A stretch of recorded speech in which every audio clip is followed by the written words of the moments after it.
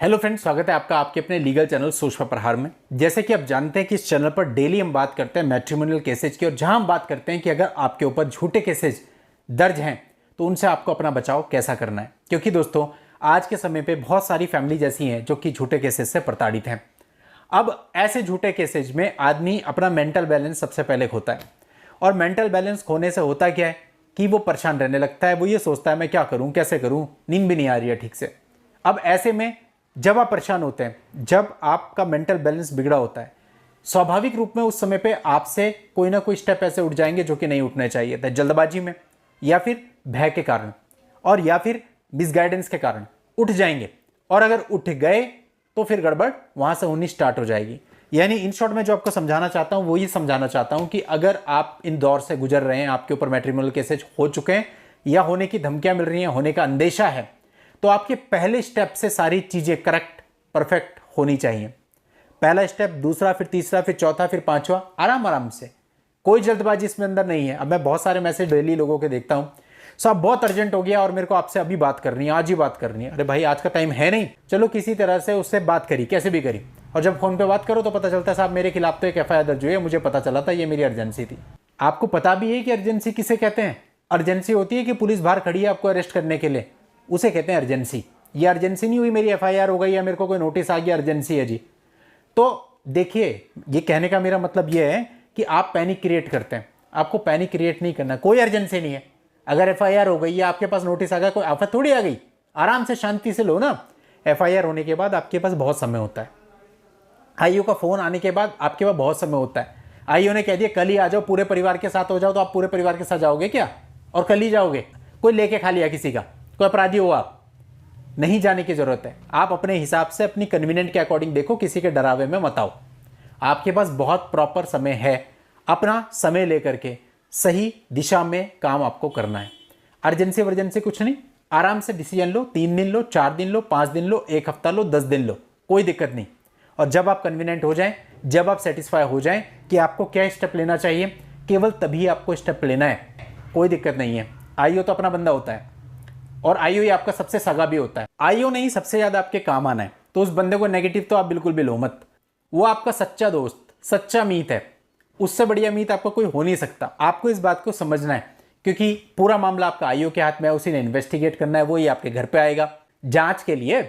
आप कोई घर पे आएगा, भले ही वो जांच के लिए आया, चाय पानी तो हम पिलाते हैं ना उसको, तो चाय पानी पिलाएंगे हम उसको, बात करेंगे उसको। हो सका तो अपने प्लेस पे हम घुमा भी देते हैं। कई बार बड़े दिल के होते हैं हम लोग कि ठीक है यार, तू मुकदमा कर रखा है, कोई बात नहीं, अब इतना दूर आया है, 500 किलोमीटर दूर आया है ट्रैवल करके, तो चल भाई थोड़ा सा हमारे यहाँ पे फेमस जगह है, घुमा भी लाते हैं। तो आईओ बढ़िया बंदा होता है। आईओ से कभी आपको चिड़चिड़ापन नहीं रखना, आईओ के ऊपर कभी गुस्सा नहीं करना, आईओ से बढ़िया दोस्ती रखनी है, ठीक। तो यानी कुल मिला के आपके ऊपर अगर कोई केस हो गया, आपको एफआईआर का पता चल गया, तो आपको घबराना नहीं है, बल्कि बहुत आराम से वो डील होगा, और उसमें आप टाइम ले सकते हैं। 8-10 दिन कोई दिक्कत नहीं होती। आप नहीं जाएंगे, कोई पुलिस आपके घर पे आपको अरेस्ट करने के लिए नहीं आएगी।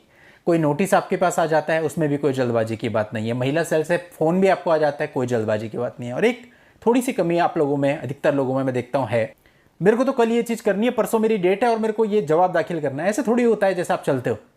पहले कहाँ थे आप? डेट लगती है 1.5 महीने की, 2 महीने की, 2.5 महीने की, 6 महीने की। आपको पता था ना कि इतने टाइम के बाद आपको जवाब दाखिल करना है, तो आप 2 दिन पहले आपको याद आ रहा है। देखिए, मैं इसलिए बता रहा हूं क्योंकि इसमें नुकसान आपका है। किसी भी आदमी के पास जादू की छड़ी नहीं है। अगर आप किसी भी चीज को क्वालिटी के साथ करना चाहते हो तो उसको समय चाहिए। अगर आप समय नहीं है आपके पास, आप चाहोगे 2 दिन में मैं रिप्लाई तैयार कर दूं, 1 दिन में मैं रिप्लाई तैयार कर दूं, तो जाहिर सी बात है क्वालिटी की कमी रहेगी। बंद हो जाएगा, बनने में क्या है, टाइप ही मारनी है। लेकिन सोच विचार के किसी काम को करेंगे तो निश्चित तौर पर उसमें समय चाहिए। तो मेरा कहने का मतलब है, समय लेकर के आपको काम करना है। मैट्रिमोनियल केस में कहीं से कहीं तक भी कोई जल्दबाजी वाली बात नहीं होती है। इस चीज को अपने दिमाग में अच्छे से बिठा लो और अपने आप को मेंटली प्रिपेयर कर लो कि आपको अब ये आपकी लाइफ का एक पार्ट बन गया, अब इसको चलाना है। जैसे कुछ लोग होते हैं, उनको कोई बीमारी हो जाती है, अब बीमारी से भाग तो नहीं सकते ना, या बीमारी की वजह से अपनी लाइफ जीने भी नहीं छोड़ते। लाइफ चलती रहती है, साथ साथ बीमारी का इलाज चलता रहता है। तो उसी तरीके से आपको इसको भी लेकर के चलना है। ठीक है, लाइफ चल रही है, साथ साथ बीमारी का इलाज भी चल रहा है, यानी मुकदमे भी चल रहे हैं। और इस बीच आपको अपनी लाइफ को स्टॉप नहीं करना। एंजॉय करो, घूमो फिरो, जो मन करता है करो। मैं भी तो गया था ना अभी 5 दिन, किसी के मैसेज रिसीव नहीं हुए ना, और किसी से बात भी नहीं हुई, वीडियो भी नहीं आए। क्यों? निकल लिया था मैं घूमने। तो फिर इसी तरह से आपको भी निकल जाना है सब कुछ छोड़ करके, मस्त मौला होकर के। जो चीज़ें चलनी है वो चलनी है, जो होना है सो होना है, फिर किस बात का रोना है। तो इसलिए ज़्यादा सोचना नहीं है, अपनी लाइफ को एक बैलेंस वे में चलाना है। और जब आप देखोगे कि आप अपने जीवन को नॉर्मली जी रहे हो, साथ के साथ ये चीज़ें चल रही हैं, तो उतना एहसास नहीं होगा आपको। लेकिन आपका सारा फोकस अपनी पूरी लाइफ पे से हटकर केवल इस पर हो जाता है, और ये सालों चल रहे। इसीलिए कई बार आपके मन में नेगेटिव थॉट्स आने लगते हैं, गलत चीज़ें आने लगती हैं, क्योंकि आपने उस पर ज़्यादा फोकस कर दिया। ये चलता रहता है साइड बाय साइड, सबके साथ सबकी लाइफ में होता है। ऐसा नहीं है आप ही की लाइफ में, सबकी लाइफ में होता है। कुछ ना कुछ प्रॉब्लम्स, कुछ ना कुछ चीज़ें सबके साथ होती हैं। ऐसा कोई व्यक्ति नहीं जो पूरे तरीके से खुश हो। यहाँ मैं बैठा हूँ, आपसे बात कर रहा हूँ, हंसी मजाक कर रहा हूँ, आपको लग रहा होगा मैं बहुत खुश हूँ, लेकिन मेरी पर्सनल लाइफ में भी मेरी बहुत सारी पर्सनल प्रॉब्लम्स होंगी जिनका आपको नहीं पता। तो वो हर इंसान के साथ होता है। किसी बॉलीवुड एक्टर को आप देखते हो बड़ा खुश, ऐड करा के यार इसके मजे हैं, बड़ी बड़ी गाड़ियों में घूम रहा, लेकिन अगर आप उसके पर्सनल जीवन में कभी झाँकोगे तो आप देखोगे कि उसको भी परेशानी है यार। हर किसी को परेशानी है, किसी की परेशानी छोटी, किसी की बड़ी, किसी की ऐसी और किसी की वैसी, है सबके साथ। तो ये एक लाइफ का ही पार्ट होता है जो ईश्वर ने हमें दिया है और कुछ सिखाने के मकसद से दिया है। ये जीवन सीखने के लिए मिलता है, इसमें दुख और सुख दोनों आते हैं, और ये दुख और सुख जो आते हैं इन दोनों को ये हमें डील करना पड़ता है। यदि हम इनसे भागेंगे तो वो इसका सॉल्यूशन नहीं है। एक्सेप्ट करो कि ठीक है, कोई चीज़ गलत आ गई, ठीक है, चलते हैं ना, कोई बात नहीं, डील करते हैं, इससे भी कुछ सीखने को मिलेगा, इससे भी ईश्वर कुछ ना कुछ सिखाना चाह रहा होगा, कोई सीख जीवन की। और सबसे महत्वपूर्ण चीज़ ये है कि किसी से भी कोई उम्मीद मत रखो। कोई कितना ही अपना, कोई कितना ही प्रिय हो ना अपना, कभी कोई उम्मीद मत रखो। उम्मीद के लायक दुनिया है नहीं, उम्मीद के लायक केवल वो ईश्वर है, उससे उम्मीद रखो बस। और किसी से उम्मीद रखने की जरूरत नहीं है। यहाँ तो अपने भी पराये हो जाते हैं। कितने केस हमारे पास ऐसे आते हैं कि माँ बाप मना कर देते हैं हम अपने बेटे का साथ नहीं देंगे, अगर वैवाहिक मुकदमे हो जाते हैं। बहन भाई मना कर देते हैं कि हम इसका साथ नहीं देंगे, हमें इन चक्रों में नहीं पड़ना। अब आप सोचो, ऐसे बहुत मुकदमे आते हैं। तो कोई अपना नहीं होता भाई, यहाँ पे सिर्फ हम और वो दो ही लोग हैं जो एक दूसरे को समझ सकते हैं। तो केवल विश्वास उस पर रखना है और किसी पे नहीं। चलिए दोस्तों, आज की इस वीडियो में इतना ही। नेक्स्ट वीडियो में नई जानकारी के साथ मैं आपसे फिर मिलता हूं। तब तक के लिए goodbye and thank you for watching. Take care.